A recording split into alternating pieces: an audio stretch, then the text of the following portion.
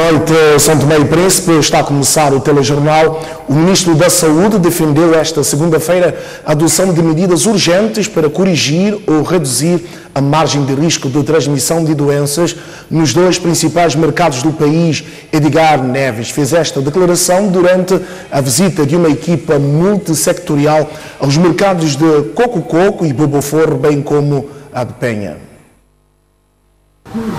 O mercado de Coco foi um dos primeiros locais a ser visitado pela equipa multissectorial constituída pelos ministros da Agricultura, Pescas, Desenvolvimento Rural e Saúde.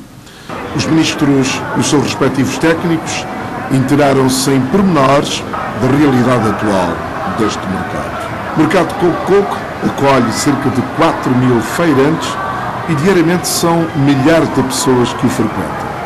É um dos principais mercados do país, onde são comercializados vários produtos. O seu atual estado físico não oferece condições de acomodação e, segundo o Ministro da Saúde, é preciso reduzir a margem de risco de transmissão de algumas doenças. Aqueles que estão em funcionamento representam risco. Um risco elevado, um potencial foco para eventuais episódios de doenças transmissíveis. Portanto, quer a falta de água, quer a quantidade de pessoas lá que circulam pelo mercado, todo o ambiente, todo o conjunto de condições que facilitam ou podem vir a ser pontos muito frágeis da cadeia da vigilância epidemiológica de uma forma geral. O que é que eu quero dizer? Que é preciso que medidas sejam tomadas no sentido de se corrigir ou reduzir a margem de risco de transmissão de doenças, quer por via dos alimentos, quer por via de vestuários, de tudo o que é manejado. E que medidas, portanto, eventualmente serão tomadas? Não, nós vamos a uma equipa multidisciplinar irá trabalhar seriamente depois destes levantamentos todos, não só em relação aos mercados, mas a toda a área circundante, no sentido de se desenhar um conjunto de medidas muito incisivas, muito cirúrgicas. Relativamente ao espaço que acolhe a Feira de Penha, foi feita uma breve visita. Trata-se de um espaço temático sob a tutela do Ministério da Agricultura, que tem vindo a acolher mensalmente a feira para venda de diversos produtos agrícolas, pecuários e de transformação. O Presidente da Câmara Distrital de Água Grande é de opinião que este espaço seja dedicado à venda grosso de produtos agrícolas. Os vendedores a grosso, ao invés de estarem a ocupar a via pública a vender seus produtos, que tivessem um local apropriado. Portanto, nós vimos que o Mercado de Penha tem algumas condições para que os vendedores a grosso pudessem lá instalar e vender seus produtos normalmente. O mercado de Boboforro ainda está na fase de acabamento e esta visita foi apenas de observação para que sejam tomadas algumas medidas. Foi fixado um prazo de 10 dias para a produção e recepção de um relatório sobre a referida visita, de forma que o Governo possa tomar medidas adequadas. O relatório, máximo 10 dias teremos o relatório e depois precisamos de que todas as partes envolventes deem a sua participação para podermos sair com algo mais consensual. Este relatório culmina com, portanto, uma situação que é evidente no mercado de coco e a outra também aqui deste mercado de Boboforro. Pois nós temos várias situações. Temos o mercado de coco que, como vimos, as condições infraestruturais, portanto, mete medo, por algumas partes estão a cair, portanto, é uma situação. Depois temos o mercado de peixe de Boboforro, que está quase pronto. Portanto, os técnicos da matéria vão nos orientar para tomar a decisão. E há uma alternativa, tendo em conta que o congestionamento no mercado de coco e também no municipal, uma alternativa para o mercado de Penha? Tudo isso vai vir explanado no relatório para nos dar indicações. Mercados de coco e Boboforro e a Feira de Penha, objetos esta segunda-feira da visita de uma equipa multissectorial. A Câmara Distrital de Água Grande vai adotar medidas urgentes para melhorar as condições no mercado de coco. O presidente da referida edilidade referiu que o mercado de Boboforro não tem ainda condições para acolher os feirantes. O presidente da Câmara Distrital de Água Grande reconhece que o mercado de coco precisa de uma intervenção para garantir a segurança dos vendedores e dos utentes. O mercado de coco realmente requer algumas reabilitações. Portanto, há situações em que a água entra para o edifício e pronto. Sabemos que o betão e a água se convivem, portanto não é grande problema, mas isto poderá trazer outros problemas que é problema de saúde. Tendo em conta que São Tomé e Príncipe consta da lista dos 10 melhores destinos turísticos do mundo em 2019, o Governo, em parceria com a Câmara Distrital de Água Grande, pretende dar uma outra visibilidade à nossa cidade, passando pela reabilitação dos 2 principais mercados públicos. E o Governo e a Câmara estamos preocupados com a situação em que os nossos produtos alimentares são vendidos. Portanto, nós estamos preocupados com lugares onde alojar os nossos vendedores e também estamos todos os dias preocupados com a nossa própria saúde. Para José Maria, o mercado de Boboforro ainda não dispõe de condições para acolher os vendedores. A Polícia Nacional avançou esta segunda-feira um prazo de 30 dias para a legalização das viaturas do Estado compradas por particulares. A Polícia Nacional garante que, uma vez expirado o prazo, irá atuar em conformidade com a lei. Durante as atividades de trânsito rodoviário, a polícia afirma ter apreendido algumas viaturas com matrículas do Estado e que a propriedade pertence ao privado. Tratam-se de meios rolantes vendidos em asta pública, cuja situação documental ainda não está regularizada, por isso a polícia faz um alerta. Nessa primeira fase, portanto, irá chamar a atenção das pessoas que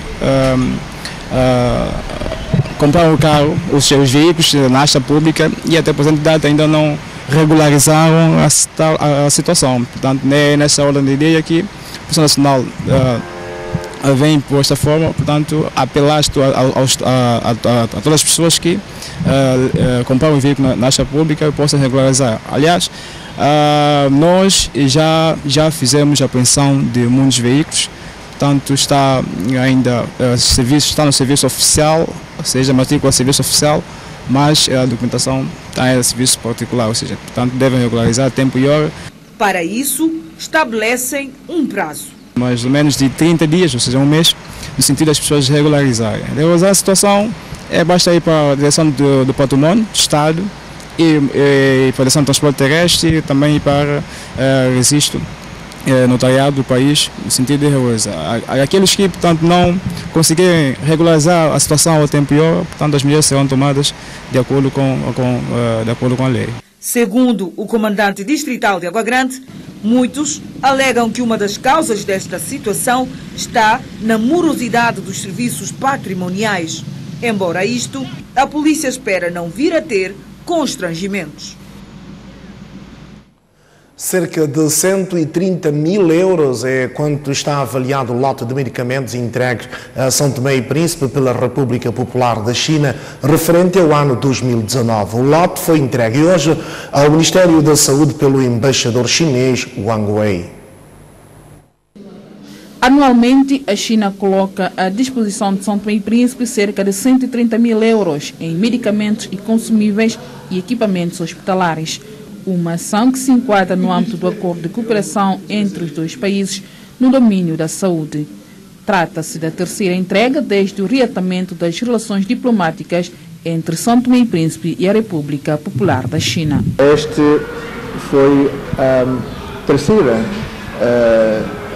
entrega nos últimos 3 anos consecutivos que o governo da China faz uma doação de medicamentos e equipamentos para o uso de hospitais, né, deste país irmão. Notamos que em algum tempo teve uma falta de medicamentos e equipamentos e nós gostaríamos, através de nossa doação modesta, que nós podemos contribuir um pouco para ajudar este país amigo a superar essas dificuldades.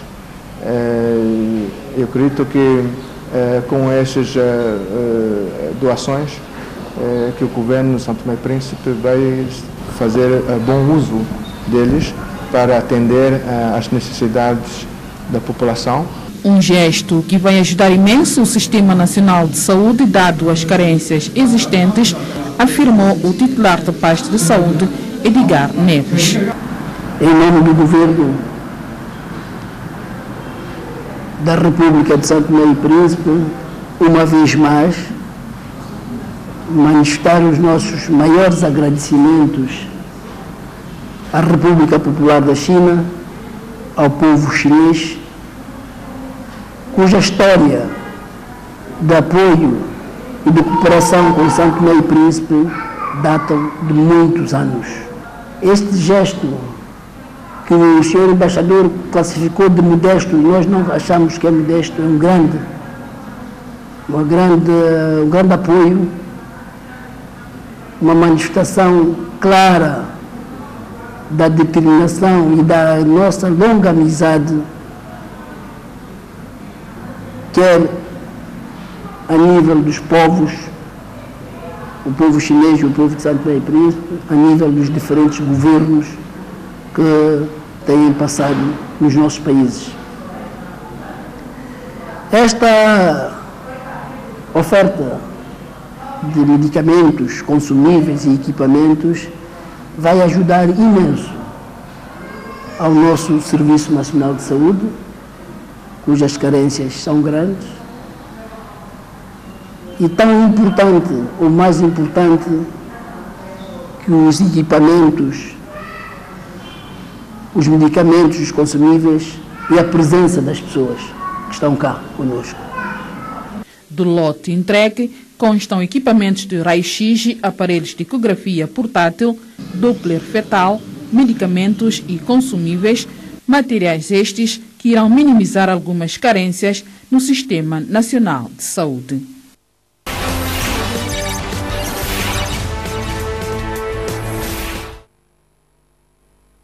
Esta segunda-feira, o público e as várias instituições ligadas ao ambiente, o estudo de impacto ambiental, social e saúde para um programa de pesquisa sísmica 3D no Bloco 10 da nossa Zona Económica Exclusiva. O estudo foi apresentado pelo consórcio BP e pela Cosmo Energia, em parceria com a Agência Nacional de Petróleo. A apresentação deste estudo ao público destina-se à recolha de contribuições de vários intervenientes ligados ao ambiente, bem como do público em geral, com vista a melhorar o estudo antes da aquisição da sísmica 3D no Bloco 10 da Zona Econômica Exclusiva. É uma obrigação que nós temos, portanto, isso emana da lei dos ambientes, portanto, é necessário fazer-se uma consulta pública antes de se realizar a aquisição da sísmica. Portanto, vamos fazê-lo agora em relação ao Bloco 10 só. Vamos adquirir sísmica 3D para a totalidade do Bloco 10 e a lei obriga que façamos essa consulta pública para que as instituições todas ligadas ao setor deem a sua contribuição de forma a que o estudo seja melhorado. Responsáveis ligados à área indicam que esta aquisição está prevista para finais de mês de março, caso tudo corra de acordo com o planeado. Há 2 anos a aquisição da sísmica para o Bloco 5, 6, 11 e 12. Agora estamos a fazer só para o Bloco 10. A sísmica vai começar em finais de março, princípios de abril. A aquisição da sísmica 3D. Para o Ministro das Obras Públicas, Infraestrutura, Recursos Naturais e Ambiente, que presidiu este workshop, a preservação da natureza está acima de qualquer atividade que possa vir a ser desenvolvida no país. A nossa determinação de preservar e conservar a nossa natureza está sobre qualquer outras atividades que possamos desenvolver aqui nas Ilhas de Santo Tomé e Príncipe. A nossa sobrevivência passa pela preservação da nossa natureza, dos nossos ecossistemas. Portanto, é fundamental, é prioritário nós tomarmos todas as medidas necessárias para que o nosso ambiente seja preservado a qualquer custo. Para os outros blocos já identificados pela Agência Nacional de Petróleo, os estudos já estão bem avançados, devendo ser apresentado em finais do ano a consulta pública do estudo do impacto ambiental para o bloco 3. O presidente do Governo Regional, José Cassandra, analisou esta segunda-feira com o presidente da Câmara Municipal de Lousada planos de intervenção no âmbito do protocolo de cooperação existente entre o município português e a região autónoma do Príncipe. José Cassandra recebeu Pedro Machado hoje em audiência nos espaços de conselho na cidade de Santo António. Este encontro entre o Presidente da Câmara Municipal de Lousada e o Presidente do Governo Regional visou sobretudo analisar para já áreas de intervenção por parte da Câmara de Lousada à região do Príncipe no âmbito do protocolo de cooperação assinado entre as duas regiões a 4 de abril de 2018 nos domínios de conservação da natureza e biodiversidade, turismo sustentável, capacitação e apoio técnico, educação e formação. A visita que estamos aqui a fazer ao Príncipe é sobretudo para conhecermos melhor também a vossa realidade e ver de que ponto, até que ponto é que podemos cooperar convosco e vocês connosco no sentido de estreitecer laços e contribuir para aquilo que mais interessa, que é melhorar as condições de vida de ambas as partes. E, portanto, vocês têm aqui muito património que pode ser explorado e divulgado na área da arqueologia, e é uma forma também de enriquecer esse vosso património e essa vossa oferta cultural e turística. E depois ainda um outro protocolo no âmbito da formação de quadros. Nós temos todas as condições, quer internamente na Câmara Municipal, no que respeita à administração pública, como noutras áreas quaisquer, se não for diretamente através de parcerias que estabelecemos no nosso distrito e no nosso país com outras organizações, e podemos acolher estagiários porque julgamos que a capacitação poderá ser uma das principais necessidades aqui da Ilha de Príncipe. Aposta forte no âmbito da literacia deverá ser implementada dentro de dias na região do Príncipe, disse o Presidente da Câmara Municipal de Lousada. Temos um protocolo previsto na área da literacia. Estamos com 2000 e tal livros no Porto de Santo Tomé. Vamos ver se eles vêm a tempo para distribuirmos pelas escolas. Lousada tem investido muito no plano municipal de leitura, com obras que encomendamos a escritores de literatura infantil-juvenil, e queremos que, no fundo, o Príncipe conheça esse trabalho e possa, a partir desse trabalho, ter aqui uma ferramenta muito interessante para que os professores possam trabalhar e para que, de facto, a literacia possa ser reforçada aqui na Ilha do Príncipe. De referir que, no final deste encontro, foi efetuado o convite oficial ao Presidente do Governo Regional da Câmara Municipal de Lousada, Portugal, com vista a conhecer a realidade deste município e estreitar mais os laços de cooperação. Na região autónoma do Príncipe decorrem os preparativos para a comemoração dos 548 anos da chegada dos navegadores portugueses à ilha. O ato central, a ter lugar no dia 17 de janeiro, será presidido pelo primeiro-ministro Jorge Bom Jesus. O espaço de Ponta Mina é o local escolhido para o efeito. O espaço do Forte da Ponta Mina é histórico e turístico pela visão da beleza natural e a sua vista ao mar. Reza a história que, a partir daí, após a descoberta ou achamento da Ilha do Príncipe, os chamados colonos portugueses miravam a baía da cidade de Santo António com vista à não entrada indevida de navios. Daí a ideia do acolhimento das festividades dos 48 anos da descoberta da ilha a decorrer no próximo dia 17 de janeiro. De facto, aqui cumprimos dois objetivos. O primeiro objetivo é trazer os nossos visitantes, trazer a população para um lugar tão bonito, tão interessante, tão patrimonial, que muita gente não conhece. Por outro lado, unir aqui ao descobrimento da nossa ilha em 1471, também vai valorizar muito aquilo que é a nossa cultura e desenvolver muito o nosso turismo aqui na região autónoma do Príncipe. Ponta Mina era uma porta de entrada para a cidade de Santo Antônio no período colonial. Indica a nossa história que era um ponto de onde os militares observavam os navios, outras embarcações que invadiam ou que vinham para desembarcar aqui na nossa ilha.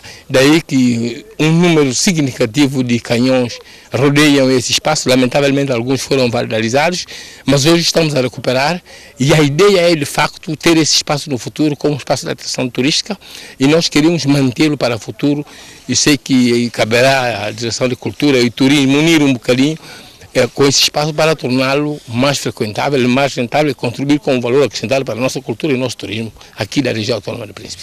A comissão organizadora falou, por outro lado, das atividades que darão corpo a esta comemoração. Neste 48º aniversário, teremos aqui nesse espaço, a partir do dia 16, no período da tarde, a partir das 15 horas, muita atividade. Atividades culturais, atividades recreativas e atividades desportivas. Na noite teremos um sarau com um desfile de moda de traje típico do Príncipe. Depois teremos aqui uma noite dançante aqui nesse espaço tão peculiar como é o Forte da Ponta Mina. No dia 17 teremos aqui o Alto Central, que começará às 10 horas. No entanto, teremos ainda, ao volta desse mar, diversas atividades esportivas, como caça ao pato, corrida de canoa, que poderá ser presenciado pelos presentes a partir desse espaço. Uma maior envolvência por parte da população nestas atividades é o que pede a comissão organizadora. E participa massivamente. É a primeira vez que nós tiramos esses festejos de uma sala fechada com ar-condicionado e vamos trazê-la para uma sala aberta com ar natural, com uma paisagem neste território que é patrimônio da biosfera da Unesco. Vamos a convidar todos os estrangeiros, todos os turistas que se encontram neste momento aqui na nossa região. Estamos a convidar alunos do 10º, 11º, 12º ano, estamos a convidar todos os responsáveis, chefes de serviço e toda a população em geral para estarmos aqui no dia 17, fundamentalmente a partir das 9, para vermos um conjunto de atividades que culminará com o Alto Central, que terá lugar aqui no dia 17. Festejo do dia 17 de janeiro a ser realizado do espaço do Forte da Ponta Mina. Um homem de 30 anos, acusado de ter abusado sexualmente uma menor de 9 anos, foi hoje presente ao Ministério Público. O caso ocorreu no distrito de Cantagalo. Segundo a polícia, este jovem de 30 anos de idade teria sido apanhado em flagrante quando violava uma menor de 9 anos na Praia das Sete Ondas. Acrescentam ainda que não é a primeira vez que o infrator comete tal atrocidade e que o mesmo sofre de perturbações mentais. Fomos informados pelos populares, deslocamos ao local, fizemos transportar o mesmo ao comando, à esquadra de posto de Ribeiro Afonso, onde houve uma pequena revolta da população, tendo em conta que a menor, o mesmo já usa o viseiro nesta prática. Recorda-se que há 6 anos o uso já foi conduzido ao Ministério Público por prática do mesmo ato e agora faz de novo. Na altura, a vítima vinha do Rio acompanhada de um outro menor que foi pedir socorro quando foram surpreendidos pelo indivíduo que era portador de um machim. É este menor que correu à residência dos pais, todo aflito, a chamar pelos pais, que depois deslocaram ao local, onde também fizeram informar a polícia local. A circunstância que levou as crianças ao isolamento levou a polícia a fazer um apelo. Os pais que não deixam seus filhos irem para mato de bunzo, mato de lenha, sozinhos ou acompanhados de outros menores, porque hoje em dia, sabe, acontece muitas coisas com os menores e quando não está acompanhado de maior, ainda torna muito mais fácil. Que não seria bom, mesmo no Rio, que não seria bom as crianças sozinhas irem para Rio, porque hoje já começamos a ter pessoas com muitos feitios que não eram nossos, e que pronto, estão a ser agora usados. Sabe que hoje em dia existem novas formas de prática de criminalidade e seria bom aconselhar os pais que estivessem, os pais encarregados de educação, que estivessem sempre, quando os filhos fossem para mato, à procura de lenha, à procura de bunzos, que fossem acompanhados. O jovem que reside na comunidade de Castelo está sob a custódia policial e foi presente ainda esta segunda-feira ao Ministério Público. A deliberação do Conselho Superior de Magistratura Judicial, que suspendeu das suas funções o juiz de Lembá, António Gentil Bonfim, contém vícios. A afirmação foi feita esta segunda-feira em conferência de imprensa pelo advogado da empresa dos irmãos Monteiro. Adelino Pereira considerou o ato, citamos, como uma das estratégias do Supremo Tribunal de Justiça para devolver a cervejeira Rosema ao empresário angolano Melo Xavier. É um novo episódio do caso Rosema. 3 dias depois do Supremo Tribunal de Justiça suspender o juiz de Lembá, António Bonfim, das suas funções, ele que deliberou sobre a providência cautelar que devolveu a cervejeira Rosema aos irmãos Monteiros. Esta segunda-feira, Adelino Pereira, advogado da empresa Sol Nivan, pertencente aos irmãos Monteiros, criticou a decisão em conferência de imprensa. Consideramos que a deliberação número 1/2019 do Conselho Superior da Magistratura Judicial enferma de vícios gravíssimos que deixam claramente o propósito do Supremo Tribunal de Justiça de entregar a fábrica ao Sr. Melo Xavier, ignorando a lei e a Constituição. Estes vícios, como tive a oportunidade de dizer, geram a nulidade insanável desta deliberação número 01/2019. Se não vejamos, o vício número 1, a caducidade do processo disciplinar instaurado ao juiz António Bonfim. O processo caducou. O juiz José Carlos Barreiros, sendo juiz nomeado pelo Conselho Superior da Magistratura para o Tribunal de Lembá, nunca deveria ter participado na deliberação que o nomeava para o Tribunal de Lembá, fato suscetível de gerar uma nulidade insanável. Conclusão. Quem lê a deliberação do Supremo Tribunal de Justiça apercebe-se claramente que ela tem apenas um único propósito, da entrega da cervejeira Rosema ao Sr. Melo Xavier. Esta intenção começou com a resolução da Assembleia Nacional que reintegrou os 4 juízes conselheiros do Supremo Tribunal de Justiça. A aprovação da supramencionada resolução e a consequente reintegração dos referidos juízes conselheiros insere-se claramente no âmbito de uma estratégia devidamente orquestrada para, através do Supremo Tribunal de Justiça, tomarem de assalto a cervejeira Rosema e entregá-la ao Sr. Melo Xavier. O advogado lembrou que sobre o caso Rosema corre um recurso no Tribunal Constitucional.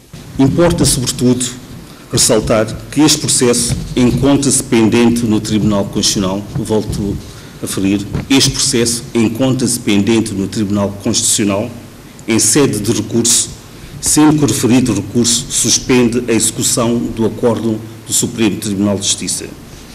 De acordo com a lei, deve-se aguardar pela decisão do Tribunal Constitucional, mormente após a sua composição com os novos juízes.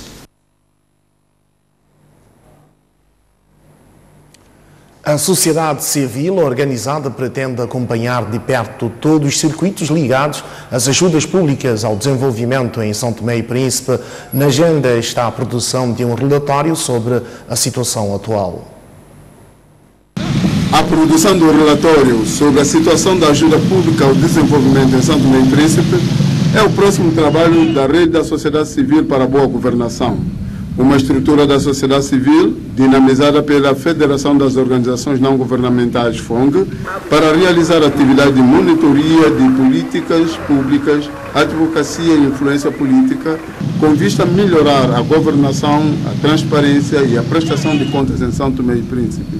Com este primeiro exercício neste domínio, a sociedade pretende perceber as entradas dos fluxos financeiros, quais os parceiros bilaterais e multilaterais que contribuem, os setores e as condições de execução dos apoios que chegam ao país. Um segundo passo é analisar a aplicação de recursos provenientes dos parceiros de desenvolvimento e ver como é que os investimentos estão alinhados com as prioridades do desenvolvimento nacional. O papel da empresa neste exercício de monitorização é primordial.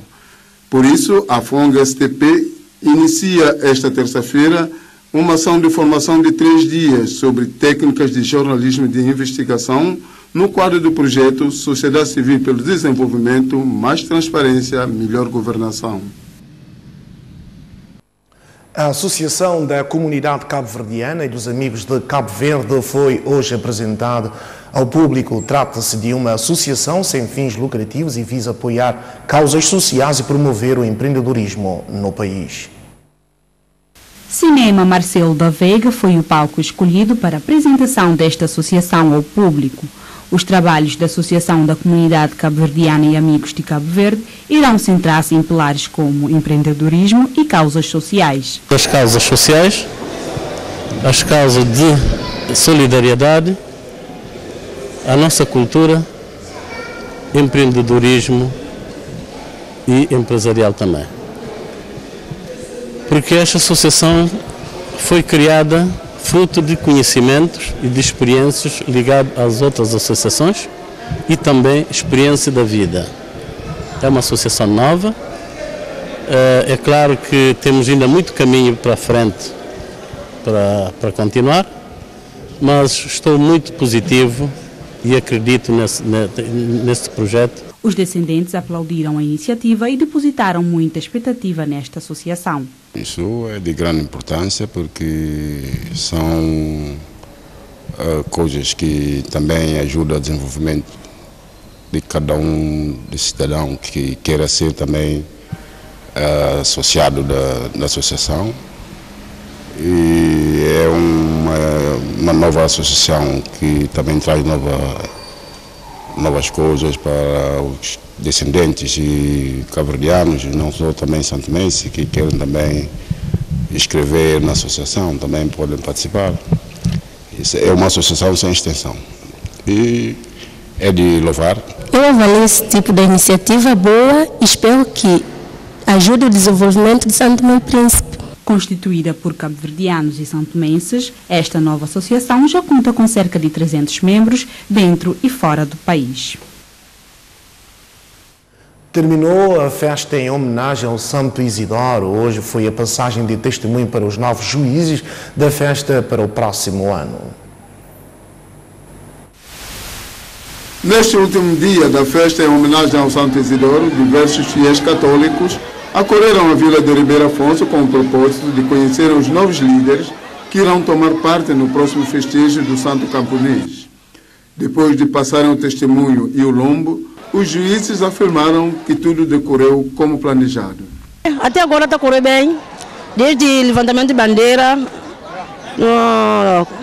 correu bem.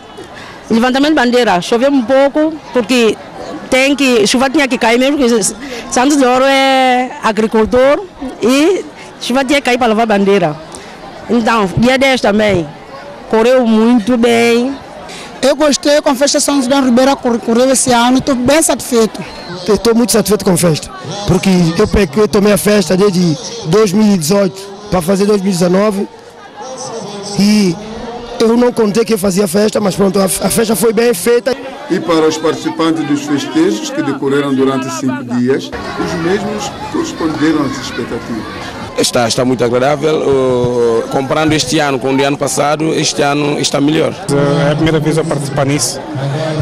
Nós temos que manter a nossa tradição. É uma festa muito linda.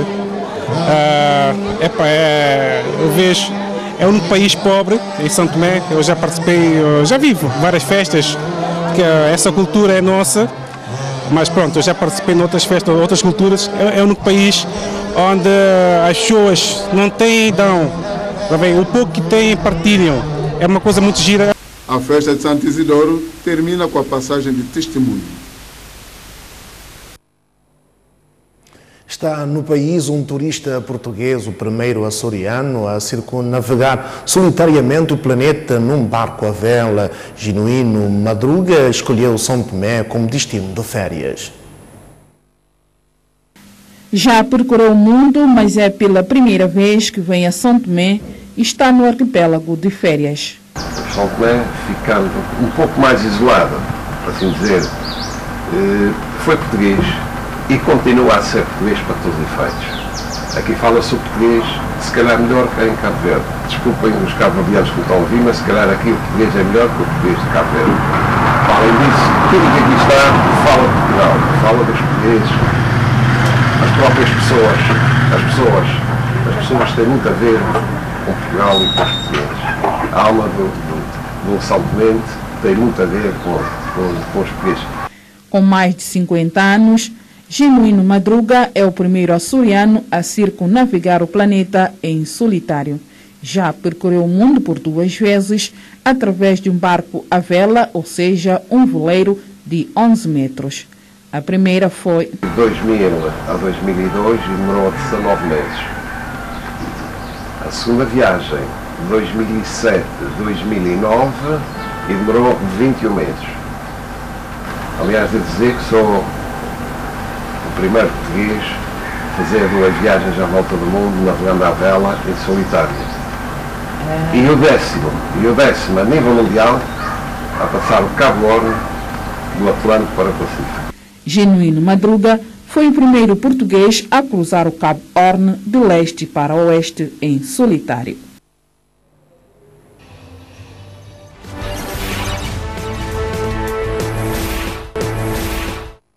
Segunda parte do telejornal, Donald Trump ameaça devastar a economia turca se a Turquia ousar atacar os curdos. A Turquia não parece muito intimidada e um porta-voz do presidente turco chegou a afirmar que os combates contra milícias curdas vão mesmo avançar. A última ameaça que Donald Trump proferiu veio pelo canal habitual, o Twitter, e teve como alvo muito direto a Turquia. Começamos a tão esperada retirada da Síria enquanto continua o combate às bolsas de resistentes do Estado Islâmico. Se a Turquia atacar os curdos, vamos devastá-la economicamente. Da mesma forma, não queremos também que os curdos provoquem a Turquia. A Rússia, o Irão e a Síria têm sido os grandes beneficiados com a política americana de destruição do Estado Islâmico. Mas Recep Tayyip Erdogan não parece muito intimidado. Pelo contrário, um porta-voz do presidente turco anunciou que os Estados Unidos não se podem aliar a terroristas e que os combates contra as milícias curdas são mesmo para avançar. Há várias semanas que a Turquia ameaça novas ofensivas contra os grupos armados curdos apoiados por Washington para lutarem no terreno contra o grupo Estado Islâmico. Ankara pretende, por todos os meios, refrear as pretensões separatistas curdas e a criação de um novo Estado às suas portas.